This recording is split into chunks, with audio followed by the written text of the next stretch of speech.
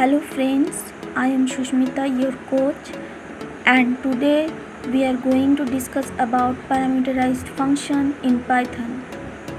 Here we have a small piece of code, and in this code the execution will start from line num equals to int input enter a number. Suppose I enter 10, then the value of num will store as num equals to 10.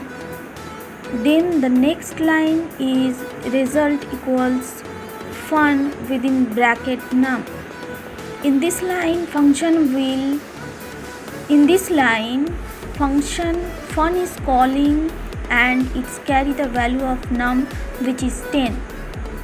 The next line which is executed after this is def fun num 1 colon int bracket close return int colon. In this line num will replaced by num1 and it pass the value of num which is 10.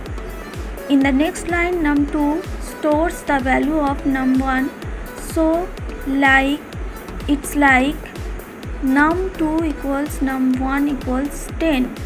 The value of num2 is now become 10. Next is return num2. Here 10 is thrown by num2 at its calling position, which is result equals fun within bracket num. Here result now carry the value 10, means result equals to 10. And the last line result is printed with the suitable message.